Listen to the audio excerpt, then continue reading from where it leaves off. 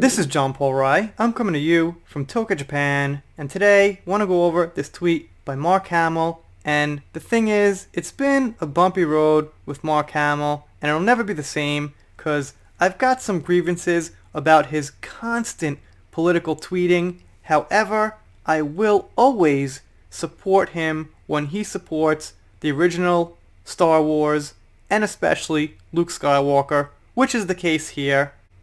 Of course, he's referring to Luke coming back in The Mandalorian. He says, "Dear Mr. Penton Reed, I am so grateful to have been given the unexpected opportunity to revisit my character when he was still a symbol of hope and optimism. Not like he was in The Last Jedi, a symbol of, you could say, failure, cowardice, just plain out of character. Your assured direction and kindness was a crucial element in the experience and means more to me than I can say thank you." So, you gotta read into this just a little bit, but obviously he's saying the Luke in The Last Jedi and the Disney Star Wars movies was not of hope, but the one in The Mandalorian was. But not hope as far as the story and the characters. For them, hope for the fan base. That Star Wars will be good. That Star Wars won't be controlled by identity politics in the future. That's the hope. So Luke Skywalker really does become a new hope in a very real way. Here's the tweet he was responding to.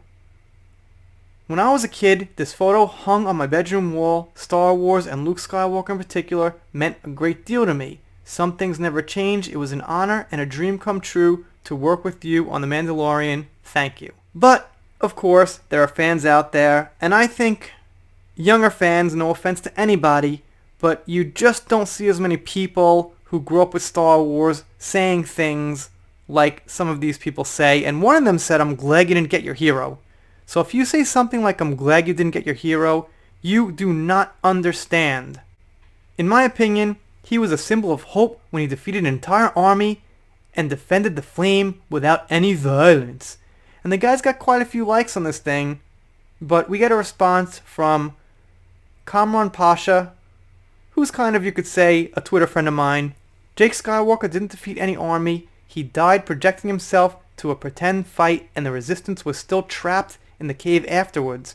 Had Rey not magically shown up to lift hundreds of rocks with no training, the heroes would all have died. Jake failed. Luke didn't." Great point. It was Rey who came in and actually got them out of there.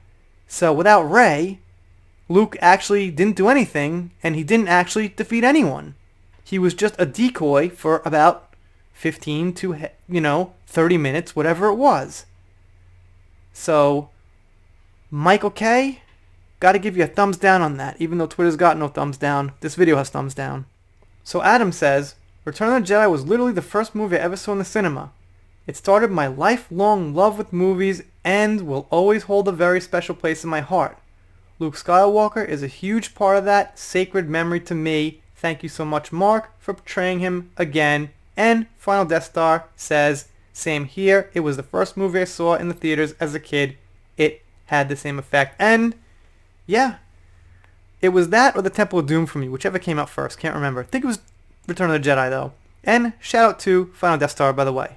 But then we got people like Nick, who are with Kathleen Kennedy and Ryan Johnson, and people like Brie Larson. "Luke is still that symbol of hope in The Last Jedi. Kind of divisive. Didn't realize hope and optimism was a hallway brawl." Well, Marty, Star Wars isn't just about characters and a story. It's about a culture. It's about putting a hero up and having that hero in the culture influence people in their life, which is what Luke did.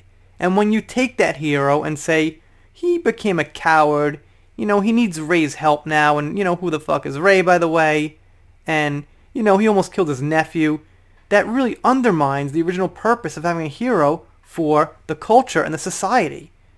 I know to people like Nick, it's just a story, like something random is to me. I don't know. Let's take like the Triple X franchise. I don't know the characters, so if they flipped around the character, I'd be like, so what? What are you whining about? It's a misunderstanding. You don't know the franchise, you don't know what it means, so you just throw out some stupid comment. Obviously, I disagree. You guys, of course, let me know what you think down below.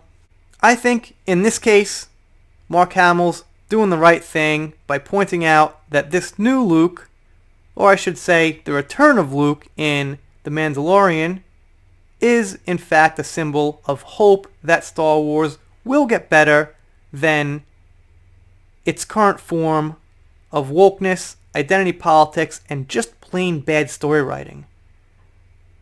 If you don't subscribe here, I'll be sad, but I'll get over it. See you next time.